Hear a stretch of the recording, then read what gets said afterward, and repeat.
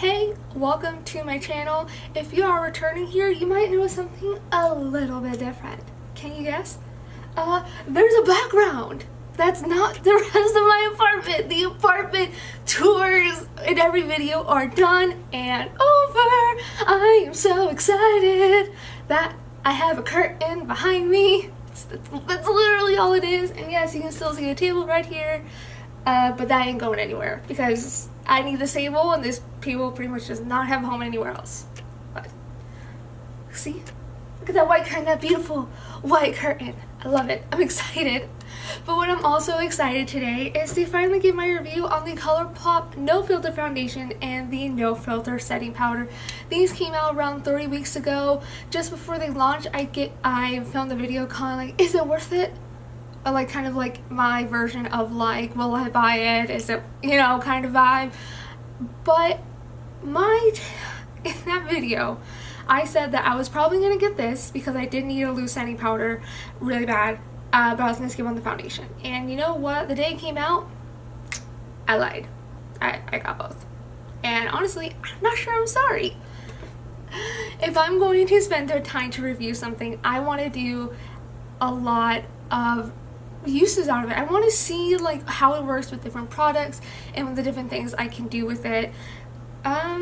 So yeah, that's what we're doing. If you're interested in this, if you need another video talking about Colourpop, or if you were like me 2 years ago, you're like, what the heck is Colourpop? What? Then keep on watching. Let's just break down what it is. Colourpop is an extremely affordable indie brand. They started online a few years ago. When I was getting into YouTube, I didn't know what Colourpop was. I barely knew what MAC was. Like I was that girl. Did not know really anything about these, but this brand has gotten hyped and hyped and hyped up. Last year they came out with pressed eyeshadows and everyone lost their freaking mind. Everyone. And since then, Colourpop has just pushing products. Late last year, they came out with their No Filter Concealer. A lot of people think that is like holy grail elite status. Some people are like, it's okay. Some people hate it. That's kind of how it is with a lot of products. No Filter Foundation specifically, it's $12 for 0.85 fluid ounces. And it comes in 40 shades with a bunch of different undertones. It is very probable and likely that you're definitely going to find your shade in this range and that's really amazing because there are a lot of brands that are expanding their shade ranges finally, but a lot of them are high-end. Fenty Beauty came out last year right off the gate with 40 different shades. Too Faced relaunched their Born This Way foundation and they added like 9 shades or something, just to really complete the line. Like this is something that's really been happening a lot, but I think but when it comes to drugstore or more like drugstore, Colourpop is pretty paving the way on this. Maybelline's expanding their range some. Physicians Formula did a fairly decent job last year doing that. Makeup Revolution with their foundation sticks did an impeccable job with that and with their concealers. But I really enjoy with Colourpop that they were just like, here's the foundation, here's 40 shades. So I do applaud them for that. The No Filter Setting Powder, on the other hand, you get 0.3 ounces or 8.5 grams for $9. They have this translucent shade, they have a banana, and then they have a deep shade. They might have a fourth one. Can't remember, but transparent, yellow banana for medium skin tone, and they have dark skin tone.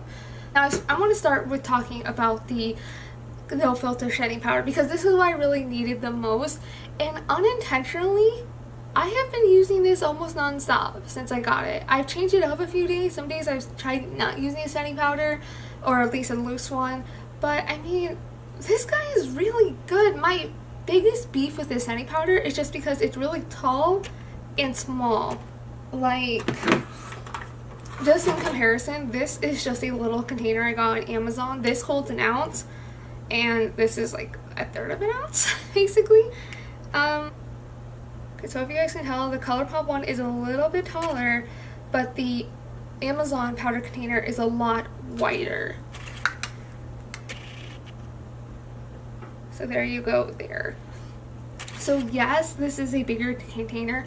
Yes, it's supposed to hold a lot more product, but I still would have preferred if Colourpop just squish this out a little bit, just make it a little bit thinner, so you can make the shifter, just so you can have the filter in here, have a bigger circumference.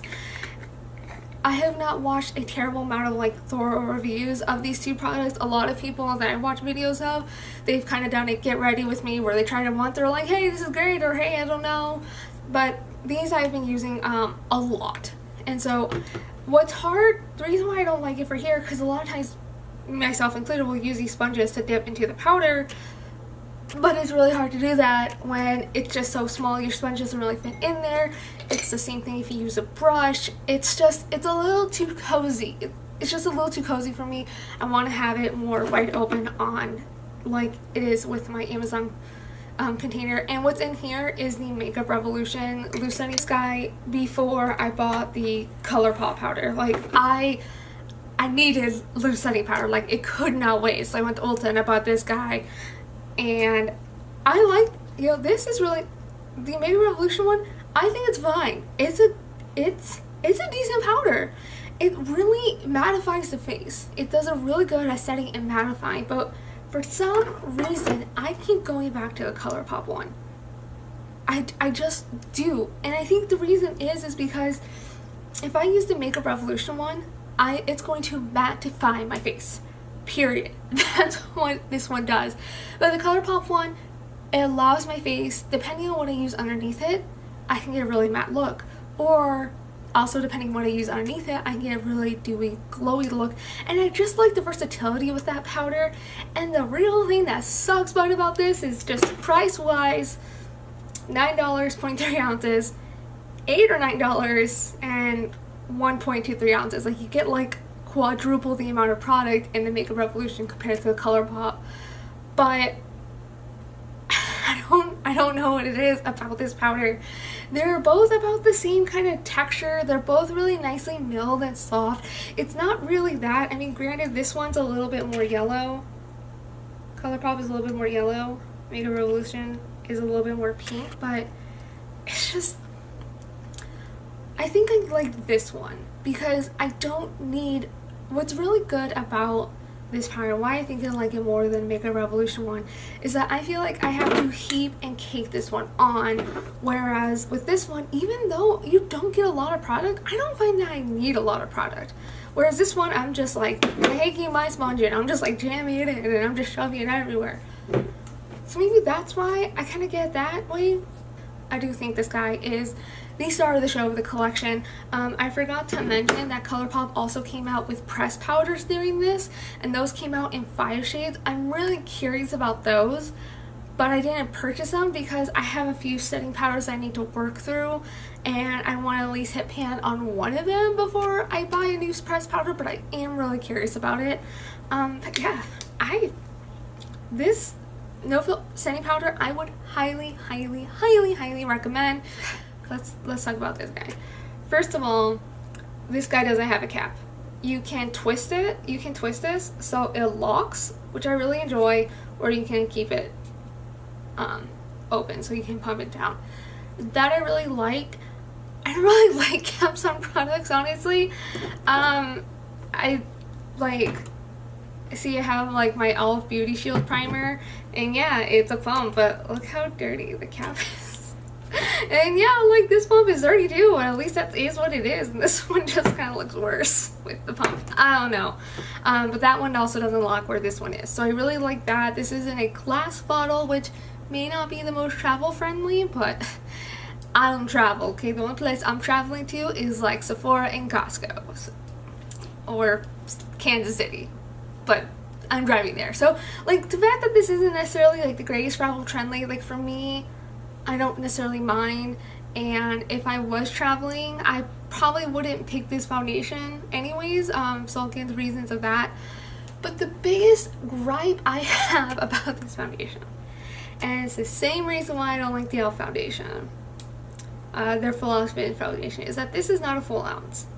I don't understand why Colourpop did not give us a full ounce.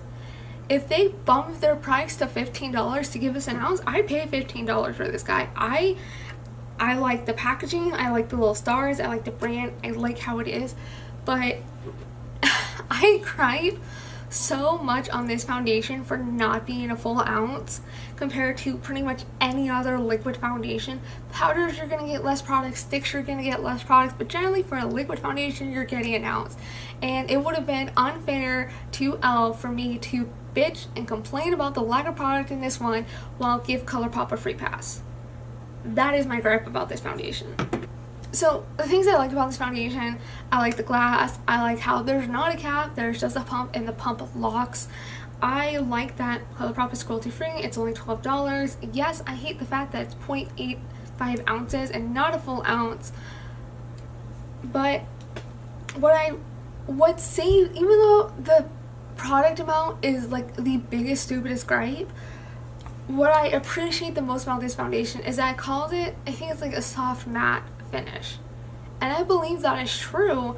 And I know a lot of people with drier skin will have issues with this foundation, but I am kind of middle of the road, normal to oily, and I really thought this summer I was going to be an oily mess, but I wasn't.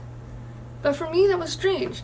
So with this foundation, I have tried out a lot of different primers underneath it. I have a few core primers that I've been trying out, different finishes, just to figure out, okay, what primers work with this, what primer doesn't. My go-to this summer primer, which you will know how much I love it if you saw Tuesday's video for my June haul update, was the e.l.f. Beauty Shield SPF 50 primer. I love this guy so freaking much. Never thought I would love a primer like this. This primer underneath this foundation, matte, long lasting, solid. I've had this foundation on since like 7 in the morning. This combo, I've been outside, haven't been outside super long, but you know, just kind of walking around and everything. So I'm getting a little oil to pop up. For the most part, it's solid. Yes, I noticed that the foundation was kind of breaking up near my hairline, like a tiny bit around my nose, but probably not the places that I blended it in well enough. And I was super lazy and used a brush today, because I literally not want to wet my brushes, so there's that. But when I used this combo, I think was for sure I did this on the 4th of July. No, July 3rd. My father-in-law's church had a big fireworks event, and I was outside for I think from like 5 to 10:30, but like for those 5.5 hours, I was running around, I was in the sun, I was sweating out of my mind. It was super hot, but by the time I got home around 10:30, 11 o'clock that night, my foundation looked pretty good. Now don't get me wrong, my face still looked like shit, but it wasn't anywhere near as bad as I thought it was gonna be. Like, it held up pretty well. Yes, was there breakup around my nose, around my forehead, and yes, did the center of my face look like a cakey, ugly mess? But I honestly, I don't know what it was. I thought this would have like torn apart like way sooner, and I put this foundation on like around like 5:30 in the morning. So for it to hold its ground for like 17-18 hours, I was very impressed with this. So for the longevity alone, that's a major bonus for me. Also, when I used a hydrating primer underneath it, I got a very glowy, dewy, hydrating look. The foundation still held its ground, but it didn't like dissipate or like destroy the primer that was underneath it. So for my dewy test, I used the Hourglass Veil Mineral Primer. This is just a sample I got from Sephora, like when I ordered something online. I really like this primer. Do I have the guts to spend $54 on it? I don't know. But I got a sample from this like a long time back, and I knew I really liked this, so when I can get a free sample of this, I picked it up too. And I wore this underneath this primer. Beautiful combination. So I think if you have drier skin and you use a nourishing primer like this, I think this is still gonna work for you. When I use my One Heck of a Blot primer, did it hold as long as I think my e.l.f. primer did? maybe about the same, maybe a little less, but still a solid combo if you have oily skin. And then let's just not talk about this combo. In conclusion, I think the foundation powder are worth it. Just straight up. I think if you want a drugstore foundation that is cruelty free, that is going to give you a good wear time, I think this foundation is it. Some people, while I would argue that the Wet n Wild Photo Focus foundation is just as good, if not better than this, I really love my Photo Focus foundation. It just, Wet n Wild does not have the shade range that this guy does. Do I think it's like holy grail, I will put this above any other foundation? I don't think so. I don't think so. I still think I like the Physicians Formula Healthy Foundation more because it has SPF in it, and my only thing that kind of keeps me from using less is that I feel like the color on this shade for me is a little off, but I still really like this. I'm happy that I have it in my collection. I'm happy that I spent the $12 on it. I can definitely see myself repurchasing this. I know I'm going to be repurchasing it, the setting powder, the next when I run out. Probably like if I know I'm getting really close, like I'm definitely going to be repurchasing this. So I might as well just get this while I'm there too. That's how it is. I think if you guys have never tried Colourpop like me, I did not try Colourpop up until like a month ago when I did my June haul. Not tried anything, but from what I have tried so far, I'm really excited about the brand, and I'm kind of like bummed that I waited so long to try it. So, you know, check out Colourpop's website, see if they have your shade and a setting powder online. I don't know how well the pressed powder is, but when I do get it, I will mention that I got it and I'll give you a full review on them. But these look really fantastic together. Good powder. The one thing I will end on is that this is a really liquidy formula.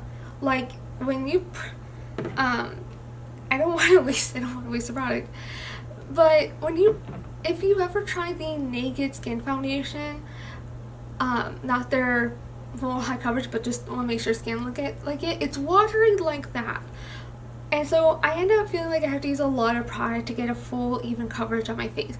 This is pretty full coverage. I think I can build it up to a solid medium, almost full. I don't really know what full coverage would look like on my face, but definitely solid medium. I'll leave the video here, guys. Thank you so much for watching my channel. Be sure to subscribe, follow me on social media at Kayla Hayes with a Z. And I will catch you on the next one. And have you tried Colourpop? Have you tried the foundation, the setting powder? What are your thoughts about it? And is there any products that you will claim holy grail, favorites, must have from Colourpop? Let me know in the comments below. I'm really excited to try more stuff from them. And yeah, that's about it, guys. Have a good day.